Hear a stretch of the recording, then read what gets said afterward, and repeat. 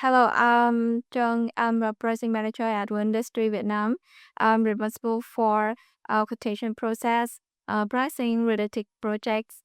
My role requires working closely with WBS and the supply chain to ensure the quotation are accurate, competitive, and deliver on time to our customer. My name is Niklas. I'm with the Würth Group since 20 years. I'm responsible for the APA hyper automation team in Vietnam, as well as the WBS team in Vietnam and various WBS departments in India.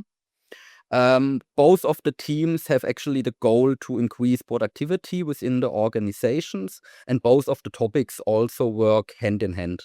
I'm Nguyen. I am the business Scout Analyst as I work as part of the hyper automation team in APA region, where my focus is on the process designing and delivering the automation solution in general.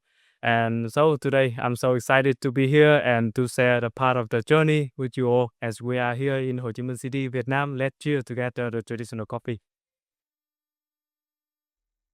Tran, can you walk us through your day, what you usually do and how you do it? I received the article from ATM and work with WBS to confirm the technical specification and work with supply chains to get the cost input, the lead time, and supplier conditions, and make the quotation for the customer.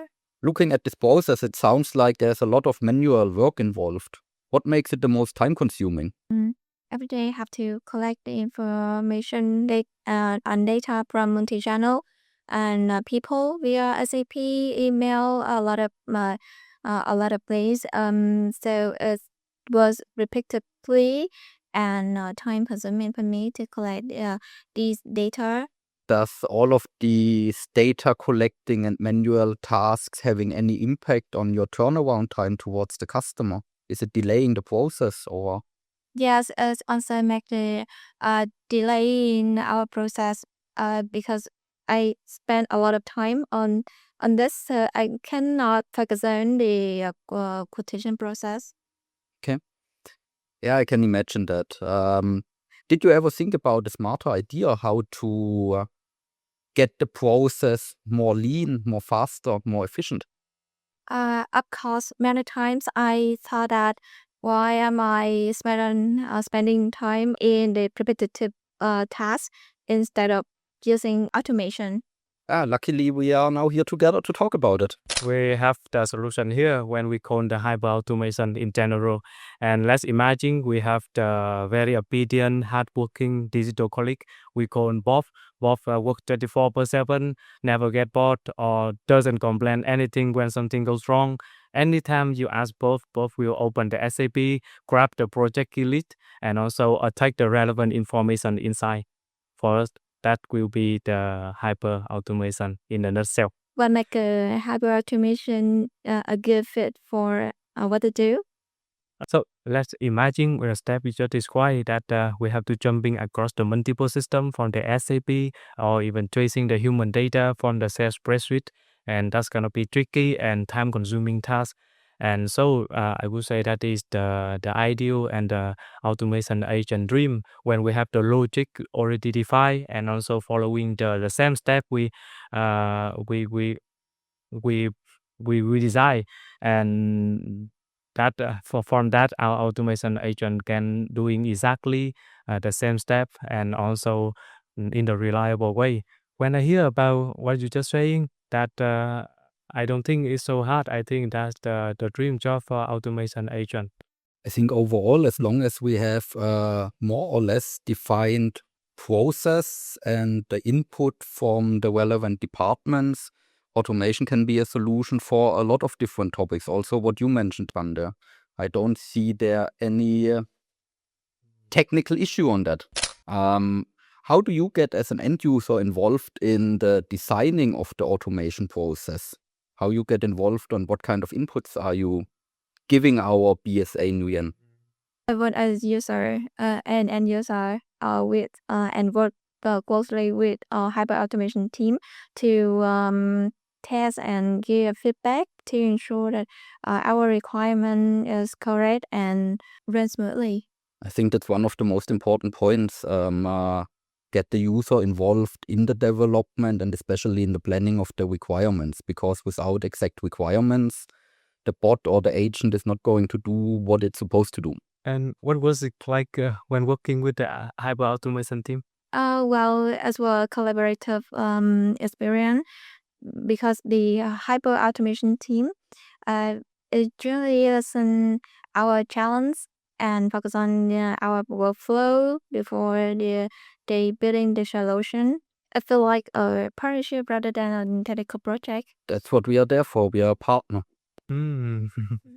And so for me, what I have been learning when working with the business user, that has been a lot, but I would share the biggest lesson learned. Here is about never assume everything go well, or never assume I understand fully the process when sitting down with them or we are reading the writing documentation, because I come into my belief that the year of experience, that is no specification or no attachment could capture. The more we listen and the more we dive deeper into the process, the smoother the automation is. And I always believe that the automation is the human process project first.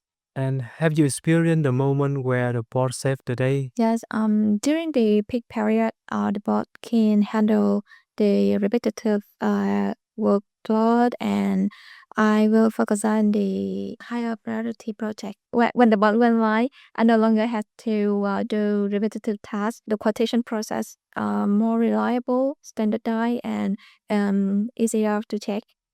So, Tran, what are you utilizing the save time for?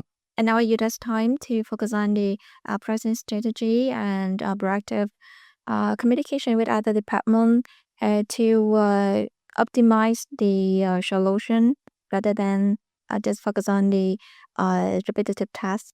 Nguyen, maybe you can explain a little bit how this saving time actually gets translated also in real value for the organizations. Yes, for sure, because we are actually very intentional on this. We use the business metric value. The tool we have is Tran, and we share the knowledge with the US colleague as we tie every automation project into the real dollar impact. We not just calculate the hour saving, but also the cost, the error reduction, or some kind of the sustainability topic, and also the compliance as well. But I believe the most powerful and the excitement part on this business metric value is that we track before, during, and also post go live. So based on that, we have the clear baseline, and we track as we go, and also we validate what we have realized, whether it's make sense or not. For some of the certain project, the value return is clear, and the faster throughput, and also the sustainability following our leadership direction as well. But more than that, I believe it's not just about the calculation tool, but also the benchmarking tool and the lesson learned where provide us to look back, and based on that, the next automation project can get better.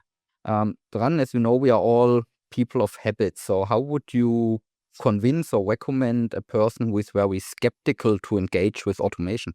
I would say the hyper automation doesn't replace people, just replace the repetitive tasks or daily work. It allows us to focus on the higher value work that require judgment, collaboration, and strategic thinking. In my experience, the hyper automation empower me rather than reduce my role. Tran, you made there two very good points. The purpose of automation is not replacing people. The purpose is to create an environment and a possible time to allow our colleagues to engage with our partners, customers, suppliers. And Würth is a very people-driven business. So if automation can support, and it for sure can be, as you have mentioned earlier, it's the right way to go. And if we don't go this way, our competitors will go this way. I think apart from the development, one of our most important goals as a hyper automation team is to have the users on board in whatever we are doing. Because without user acceptance, we can develop whatever we want. It will not get used. Yes, sure.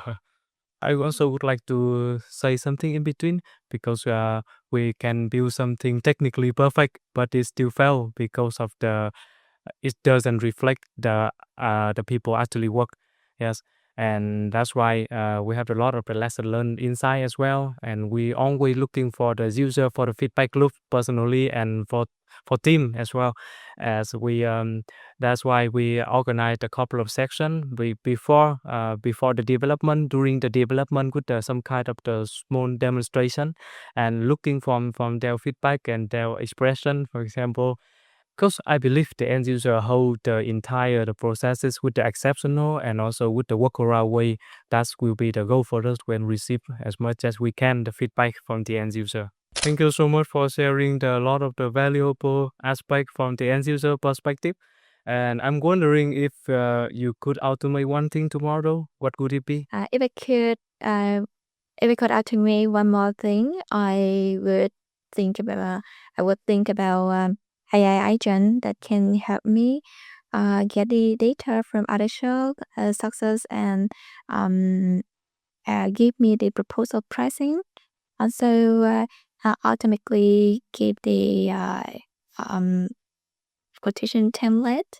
Yeah, I think it will be help me a lot and save for me a lot of time. Yeah, for sure. That's also the huge effort we are putting at the moment, yeah, to be fully automated the end-to-end process of the offer management. AI agents in general will be the future of automation. The traditional automation followed basically predefined rules.